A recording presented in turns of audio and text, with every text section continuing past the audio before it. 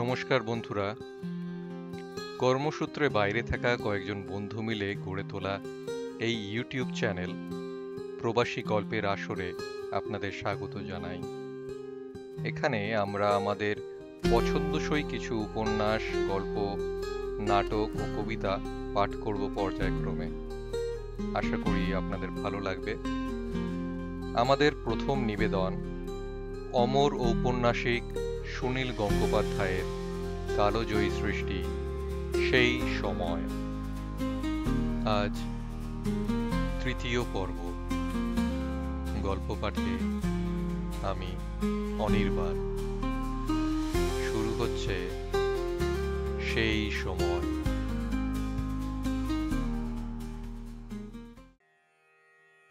শোনা যায় নবীন কুমারের যখন মাত্র 5 মাস বয়স, সেই সময়েই সে একটি বিস্ময়কর কাণ্ড করেছিল।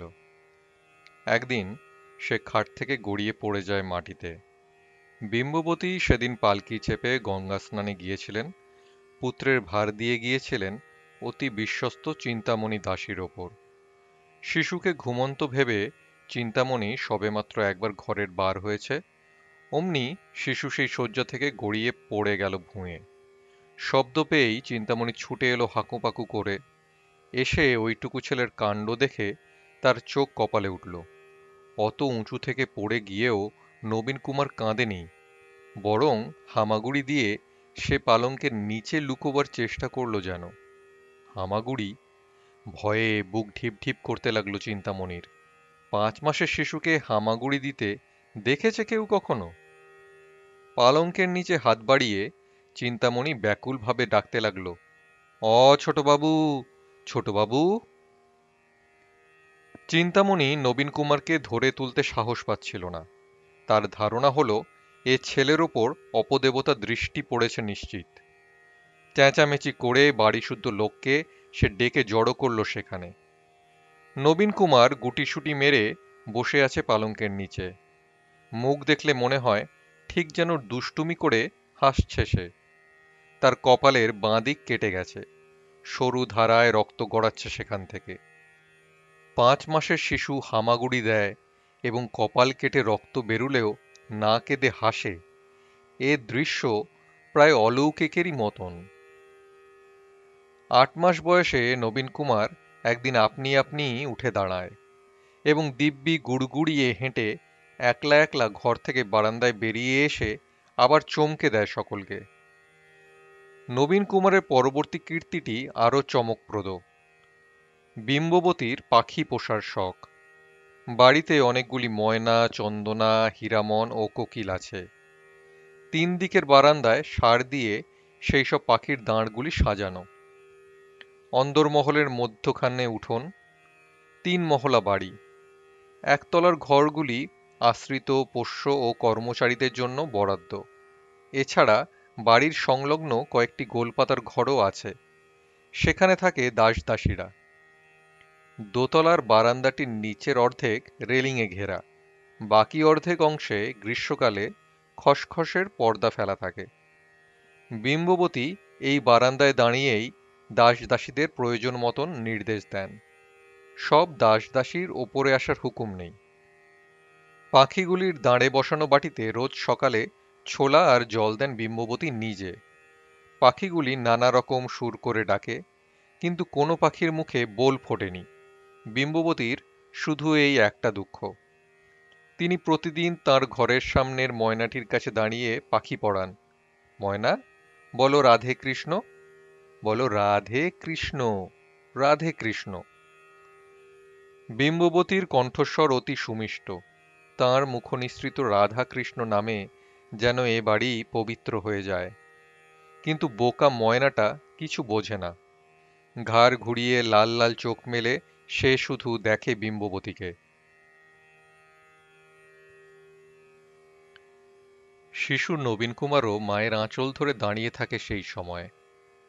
পাছে দুরন্তপনা করে সে কোনো পাখিকে ধরতে যায় কিংবা কোনো পাখি হঠাৎ ঠুকরে দেয় তাকে, তাই বিম্ববতী এক হাত দিয়ে ছেলের মাথা ঢেকে রাখেন। ময়না বুলি শিখল না, তার আগেই নবীন কুমার একদিন বলে উঠল, রাধে কৃষ্ণ। প্রায় পরিষ্কার উচ্চারণ। মায়ের দিকে সকৌতুকে তাকিয়ে সে বারবার বলতে লাগলো ওই কথা। মা বলল না, দুধ বলল না, যাই বলল না, শিশুর মুখের প্রথম কথাই হলো রাধে কৃষ্ণ। তখন ঠিক ৮ মাস ১৭ দিন বয়স। বিম্ববতীর সর্বাঙ্গে এক দারুণ শিহরণ হলো। চিন্তামণির কথা শুনে তাঁরও মনে মনে একটু আশঙ্কা ছিল যে ছেলের ওপর অপদেবতার নজর পড়েছে হয়তো। অকালে ভূমিষ্ঠ সন্তানকে নিয়ে অনেক দুশ্চিন্তা থাকেই, কিন্তু সেদিন তিনি আনন্দে কাঁপতে লাগলেন। রাধাকৃষ্ণ নাম উচ্চারণ করেছে যে শিশু, কোন অপদেবতার সাধ্য তার ধার ঘেঁষে?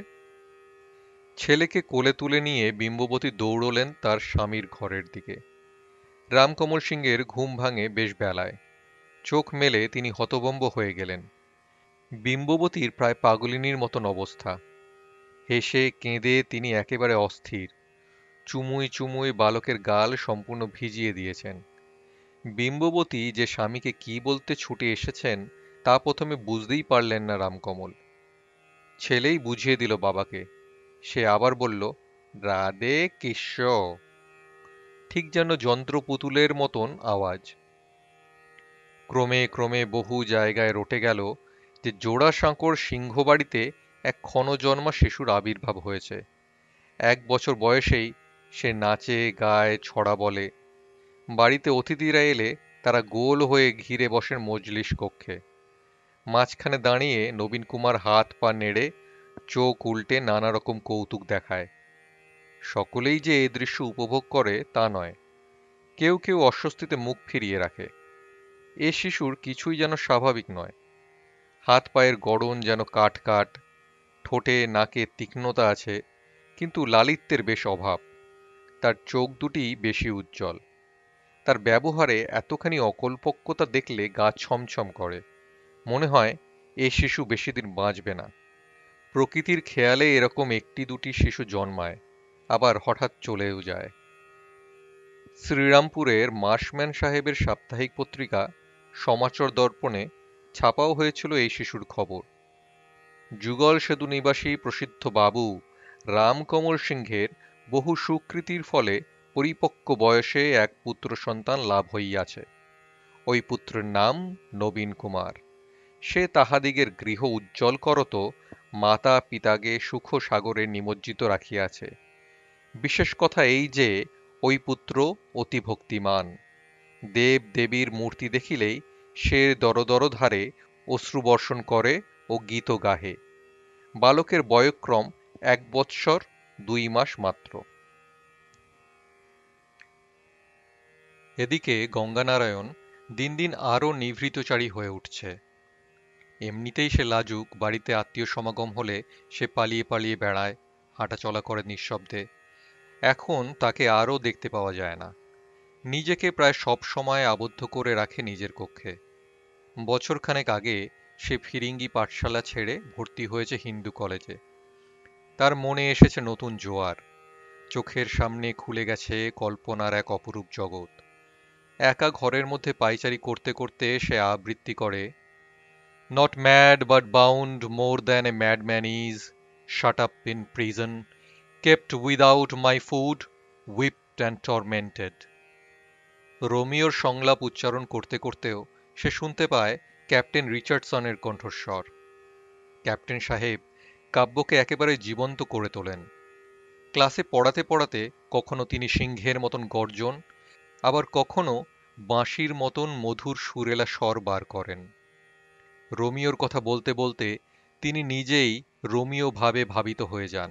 আবার তিনি ক্যাপিউলেট, তিনি মার্কুশিও, এমনকি জুলিয়েট পর্যন্ত। জুলিয়েটের কথা চোখ বুজে শুনলে মনে হবে ক্লাসের মধ্যে সত্যিই বুঝি কোনো নারী এসে উপস্থিত হয়েছে। রিচার্ডসনের ক্লাসে একটি পিনের শব্দ পড়লেও শোনা যায়। এমনকি মধুর মতো অত দুরন্ত ছেলেও সে সময় তন্ময় হয়ে থাকে। গঙ্গানারায়ণের বিবাহের কথাবার্তা চলছে। রামকমল চান খুব শীঘ্রই গঙ্গাকে বিষয়কর্মে লাগিয়ে দিতে।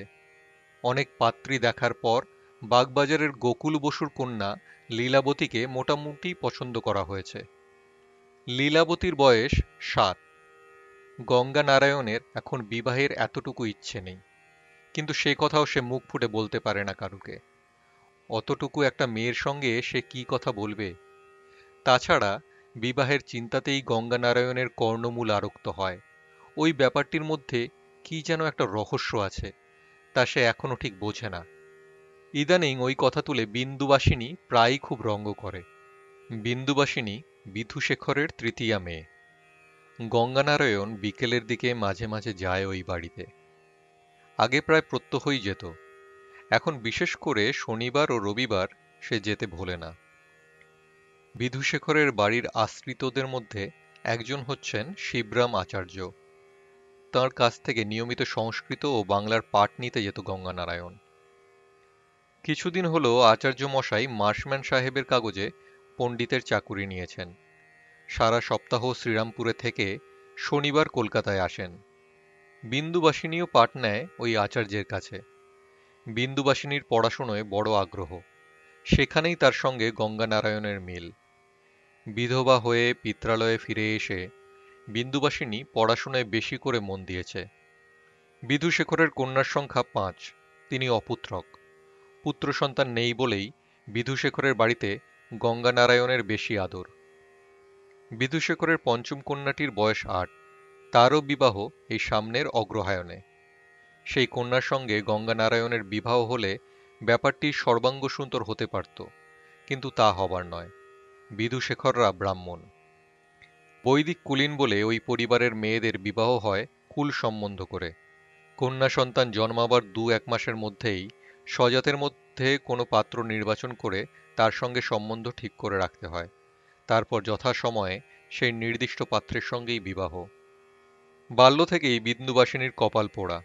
কৃষ্ণনগরের যে ছেলেটির সঙ্গে তার কুল সম্বন্ধ করা হয়েছিল, বিন্দুবাসিনীর বয়স 7 না পুড়তেই মরে গেল সেই ছেলেটি।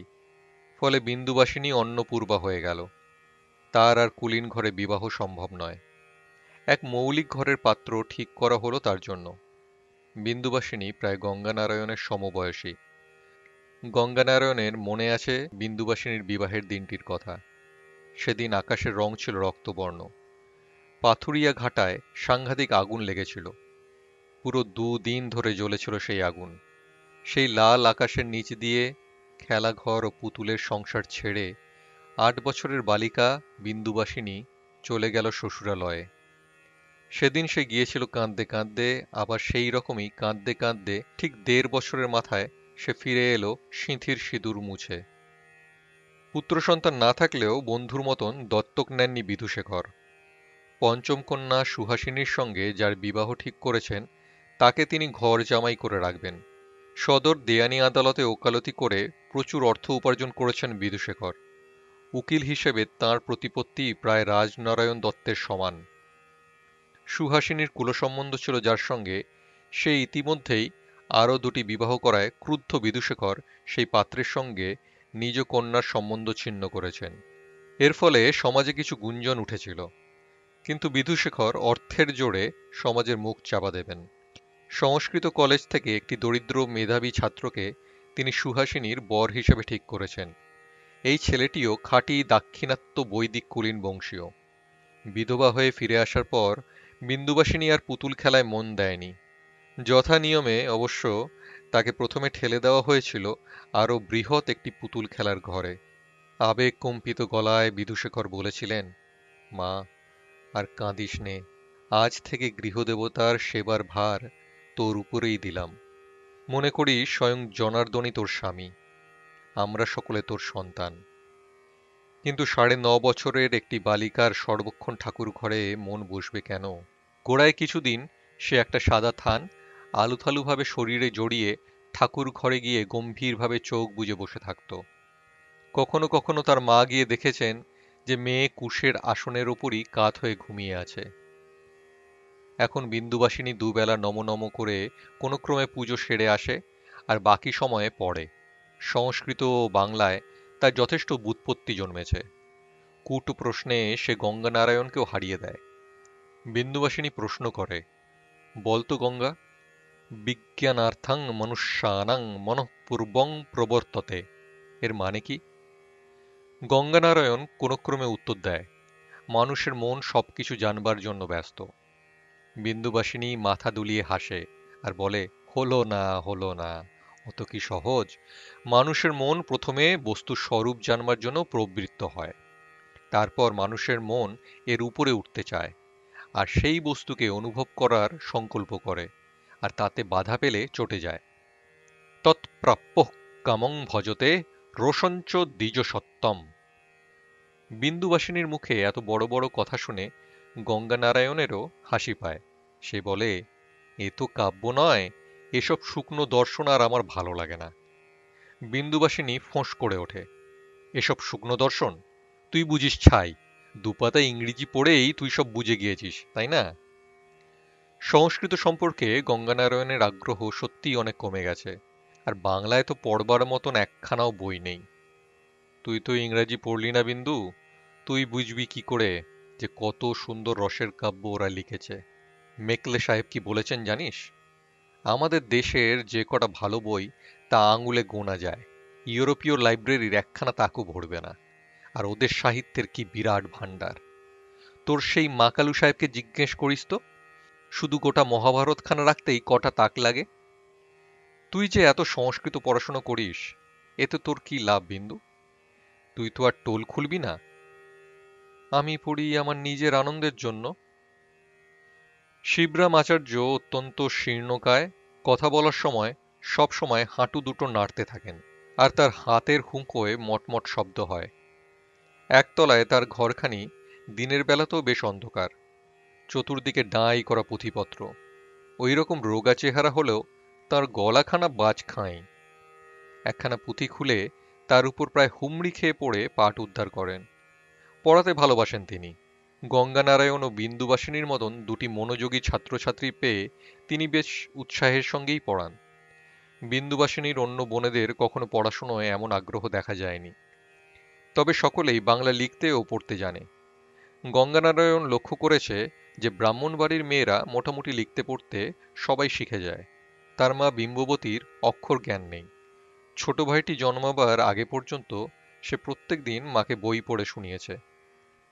শনিবার শ্রীরামপুর থেকে একটু আগে ফিরেছেন শিবরাম আচার্য। হাত পা ধুয়ে জব সেরে নিলেন। চোখ খুলেই দেখেন দুই ছাত্রছাত্রী উপস্থিত। প্রথমেই তিনি গঙ্গানারায়ণের কাছ থেকে তার বাড়ির কুশল সংবাদ জানলেন। বিশেষত গঙ্গার কনিষ্ঠ ভাইটি সম্পর্কে তার বিশেষ আগ্রহ। তারপর তিনি হুঁকো ধরিয়ে টানতে লাগলেন আরাম করে, পুঁতি খুললেন না। বিন্দুবাসিনী বলল, পণ্ডিত মশাই, আপনি আজ আমাদের কালিদাস পড়াবেন বলেছিলেন, মেঘদূত। শিবরাম আচার্য বললেন, মেঘদূতম। হুম। চিন্তিতভাবে জোরে জোরে খানিকক্ষণ হাঁটু নাচালেন তিনি। তারপর বললেন, মা বিন্দু, কিছুদিন ধরিয়াই তোমাকে একটি কথা বলিব বলিব করিয়াছি, কিন্তু বলা হইয়া ওঠে নাই। আমার নিকট তুমি যথেষ্ট শিখিয়াছ, আর কিছু তোমার শিখিবার প্রয়োজন দেখি না। বিন্দু অবাক হয়ে বলল, আর কিছু শেখার নেই? আপনিই তো বলেছেন মানুষের শিক্ষার কখনো শেষ হয় না। তাছাড়া আমি তো এখনো কিছুই শিখিনি। শিবরাম বললেন, যাহা শিখিয়াছ তাহাই যথেষ্ট, আর প্রয়োজন নাই। স্ত্রীলোকের পক্ষে যতখানি শিক্ষা করা উচিত তুমি তাহা অপেক্ষা বেশিই পড়িয়াছ। না পণ্ডিত মশাই, ও কথা আমি শুনব না। পড়াশুনো না করলে আমি সময় কাটাবো কেমন করে? বেশ তো, যদি পাঠাভ্যাস রাখিতে চাও, নিজে নিজেই তাহা পারিবে, আমার সাহায্য লাগিবে না। নিজে নিজে পড়ব? আপনি তো মুগ্ধবোধ শেষ করেননি। সংস্কৃত ব্যাকরণ আমি এখনো সব বুঝতে পারি না। গঙ্গা বলছিল ওর দর্শন ভালো লাগে না, কাব্য ভালো লাগে। ইংরেজিতে নাকি ভালো ভালো কাব্য আছে। মেঘদূতের চেয়েও কি ভালো কাব্য ইংরেজিতে আছে? আপনি আমাদের মেঘদূত পড়ান। শোনো মা বিন্দু, মেঘদূতম স্ত্রীলোকের পাঠ করা উচিত হয় না। কথাটা বলে ফেলে শিবরাম আচার্য নিজেই যেন লজ্জা পেলেন। মুখটা নিচু করলেন মাটির দিকে। বিন্দুবাসিনীর মুখখানা এবার বিবর্ণ হয়ে গেল। সে অস্পষ্টভাবে জানে যে কোথাও কোথাও একটা কিছু সীমারেখা আছে যা সে লঙ্ঘন করতে পারবে না। গঙ্গানারায়ণ চুপ করে বসেছিল। শিক্ষাদানের ব্যাপারে অত্যুৎসাহী পণ্ডিতের হঠাৎ এই মন পরিবর্তনের কারণটা সে ঠিক বুঝতে পারল না। বিন্দু কেন আর পড়বে না? সে জিজ্ঞেস করল, পণ্ডিত মশাই, আপনি আমাকেও আর পড়াবেন না? পণ্ডিত বলল, তোমাকে কেন না পড়াইব, তোমার যখন ইচ্ছা আসিও। তাহলে বিন্দু কি দোষ করল? স্ত্রীলোক দিগের শিক্ষা দিবার অধিকার আমাদের নাই, ইহা লোকাচার সম্মত নহে। বিন্দু যাহা শিখিয়াছে তাহাতেই সে নিজে ধর্মগ্রন্থাদি যথেষ্ট পড়িতে পারিবে। বিশেষত মেঘদূতম পাঠ স্ত্রীগণের পক্ষে অতি গর্হিত। ঠিক আছে, মেঘদূত না হয় থাক, আপনি মহাভারত পড়াচ্ছিলেন, সেটিও তো এখনো শেষ হয়নি। শোনো, তাহা হইলে সত্য কথাটি বলি। শোনো বিন্দু, তোমার পিতা মহাশয় আমাকে বলিয়াছেন যে কন্যার পাঠ যথেষ্ট হইল, আর অধিক কি, সে এখন 15 বর্ষীয়া হইয়াছে। বিন্দু রাগ করে উঠে দাঁড়িয়ে বলল, আপনি তাহলে আমাকে আর পড়াবেন না? তোমার পিতার অনিচ্ছা, আমি কি করি বলো? সমস্ত মুখখানা কুঁকড়ে গেছে বিন্দুর। ঠোঁট চেপে এসে কান্না সামলাচ্ছে। এই আকস্মিক আঘাতে তার সরল অন্তঃকরণখানি যেন তছনছ হয়ে গেছে। বিনা দোষে শাস্তি পেলেই মানুষের মনে বেশি আঘাত লাগে। বিন্দু আর একটি কথাও বলল না, হঠাৎ দৌড়ে বেরিয়ে চলে গেল ঘর থেকে। অপরাধীর মতন চুপ করে বসে রইল গঙ্গানারায়ণ। দীর্ঘশ্বাস ফেলে শিবরাম আচার্য বললেন, এ গৃহ হইতে আমার এবার বুঝি পাঠ উঠিল। আমারও আর এত দূর যাতায়াত পোষায় না। শ্রীরামপুরেই বাসা ভাড়া লইব মনস্থ করিয়াছি। গঙ্গানারায়ণের মন খারাপ লাগলো। বিধুশেখর হঠাৎ এরকম নির্দেশ দিলেন কেন? বিন্দু বলেছিল সে পড়াশুনো করে নিজের আনন্দের জন্য। তার বাবা কেন সে আনন্দটুকু কেড়ে নিতে চান? সারল্যে ভরা হাসি খুশি স্বভাবের মেয়ে বিন্দু, তাকে দুঃখ দিয়ে কি লাভ? শিবরাম আচার্যের জন্য একটু কষ্ট হলো তার। উনি চলে গেলে গঙ্গানারায়ণের খারাপ লাগবে। মানুষটি মৃতদার এবং ছন্নছাড়া স্বভাবের। সংসারে নাকি ওর কেউ নেই। 3বার বিবাহ করেছিলেন, 3 স্ত্রী অকাল মৃতা। তাই নিজেকে অপয়া মনে করে উনি আর বিবাহ করবেন না ঠিক করেছেন। নিজেই উনি ওর বিবাহের গল্প করেছেন বিন্দু আর গঙ্গানারায়ণের কাছে। মানুষটির মনটি খুব ফর্সা। তোমার কি আজ পাঠের মন আছে? গঙ্গানারায়ণ বলল, আপনি চলে যাবেন, আমারও তো আর পড়া হবে না। তুমি কলেজে পড়িতেছ, তোমার চিন্তা কি? সংস্কৃতের যুগ ফুরাইয়াছে। আমি আর কিছুদিন থাকিলে তোমার নিকট হইতে গোটা 2-4 ইংরাজি শব্দ শিক্ষা করিতাম। ম্লেচ্ছ ভাষার এখন জয় জয়কার। ইংরাজি না শিখিলে আর কোনো দিকেই কোনো সুবিধা নাই। আচ্ছা বলো তো, নর শব্দের প্রথমার একবচনের ইংরেজি কি হইবে? একটু পরে গঙ্গানারায়ণ পণ্ডিত মশাইয়ের পায়ের ধুলো নিয়ে উঠে পড়ল। সন্ধে হয়ে এসেছে, এখন তার বাড়ি ফিরে যাবার কথা। সন্ধ্যের পর পথঘাট দিয়ে একা একা চলা নিরাপদ নয়। অবশ্য বাড়ি কাছেই, গঙ্গানারায়ণ এক ছুটে চলে যেতে পারে। কিন্তু যাবার আগে একবার বিন্দুর সঙ্গে দেখা করে যেতে ইচ্ছে হলো তার। বিন্দুর অভিমান বড় তীব্র। তাকে পড়তে নিষেধ করা হয়েছে, এই অভিমানে সে হয়তো বই খাতাপত্র সব ছিঁড়ে ফেলে দেবে, আর কোনোদিন কোনো বই স্পর্শ করবে না। তাহলে বিন্দু কি নিয়ে থাকবে? গঙ্গানারায়ণ এইটুকু বোঝে যে বিন্দুর সামনে এক সুদীর্ঘ নিঃসঙ্গ জীবন পড়ে আছে। স্ত্রীলোকের মেঘদূত পড়া নিষেধ। কি আছে মেঘদূতে? গঙ্গানারায়ণকে পড়ে দেখতেই হবে। সুহাসিনী দোতলার বারান্দায় দাসীর কোলে বসে দুধ ভাত খাচ্ছে। সুহাসিনী নিজে কিছুই খেতে চায় না, তাকে জোর করে খাইয়ে দিতে হয়। সেই জন্য বিধুশেখর সুহাসিনীর জন্য একটা আলাদা ব্রাহ্মণী দাসী রেখেছেন। এই, বিন্দু কোথায় রে? সুহাসিনী বলল, কি জানি, দেখিনি তো। দাসীটি বলল, ঠাকুর ঘরের দিকে যেতে দেখলুম তো একবার। গঙ্গানারায়ণ সেদিকে এগোলো। সুহাসিনী তার সরু রিনরিনে গলায় জিজ্ঞেস করল, গঙ্গা দাদা, তোমার আগে বিয়ে হবে না আমার আগে বিয়ে হবে? দাসীটি বলল, মেয়ে একেবারে বিয়ের জন্য পাগল। গঙ্গানারায়ণ ঘুরে দাঁড়িয়ে বলল, দাঁড়া, তোর বরকে আমি বলে দেব, তুই দুধ ভাত খেতে দেরি করিস, তাহলে সে গুম গুম করে তোর পিঠে কিল মারবে। সুহাসিনী তার ছোট্ট মুঠি তুলে বলল, আমিও তাকে মারব। ঠাকুর ঘরের ভেতরে ঢুকবে না গঙ্গানারায়ণ। দরজার কাছে গড় হয়ে আগে প্রণাম করল, তারপর ডাকল, বিন্দু, বিন্দু। কোনো সাড়া নেই। গঙ্গানারায়ণ একটু মুখ ঝুঁকিয়ে উঁকি মেরে দেখল বিন্দু নেই এখানে। বিন্দু তার নিজের ঘরেও নেই। হয়তো মায়ের কাছে গিয়ে বসে থাকতে পারে, কিন্তু কান্নার সময়ে বিন্দু একা থাকতে চায়। গঙ্গানারায়ণ আগে দেখেছে। গঙ্গানারায়ণ ছাদে খুঁজতে গেল। পশ্চিম দিকের আলসের কাছে পিছন ফিরে দাঁড়িয়ে আছে বিন্দু। আকাশে তখনও বর্ণ পরিবর্তনের পর্ব শেষ হয়নি। একদিকের আকাশ তখন প্রায় অন্ধকার, মাঝে রয়ে গেছে কয়েকটি রূপলি রেখা। অন্যদিকের আকাশে ঝলকাচ্ছে সোনার রং, কোথাও কোথাও তা সিঁদুরের মতন লাল। বিন্দু তাকিয়ে আছে সেই সূর্যাস্তের সমারোহের দিকে। শুভ্র বসনা বিন্দুকে সেই লাল রঙের পটভূমিকায় দেখে গঙ্গানারায়ণের মনে হল এরকম রক্তিম আকাশের সঙ্গে বিন্দুর জীবনের যেন কোনো রকম যোগ আছে। গঙ্গানারায়ণ ভাবল, পিছন থেকে চুপি চুপি গিয়ে বিন্দুর পিঠে হাত রেখে চমকে দেবে। বিন্দুর চোখে যদি এখনো জল থাকে, তুই কাঁদিসনি বিন্দু, এখন থেকে আমি তোকে পড়াবো। আমি কলেজ থেকে যা শিখে আসব সে সব আবার শোনাবো তোকে। খুব কাছে গিয়ে হাত তুলেও থেমে গেল গঙ্গানারায়ণ। তার মনে হলো সবকিছু আর আগেকার মতন নেই। এক একটা কথায় অনেক কিছু ভেঙে যায়। পণ্ডিত মশাই আজ বারবার বিন্দুকে বলছিলেন স্ত্রীলোক।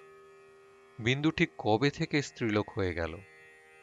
এই তো কাল পর্যন্ত সে ছিল একটি কিশোরী।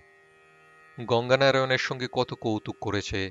আজ যদি সে স্ত্রীলোক হয়ে যায়, তাহলে তার পিঠে হাত রাখা কি ঠিক হবে? গঙ্গানারায়ণ উদ্যত হাতটা ফিরিয়ে নিল।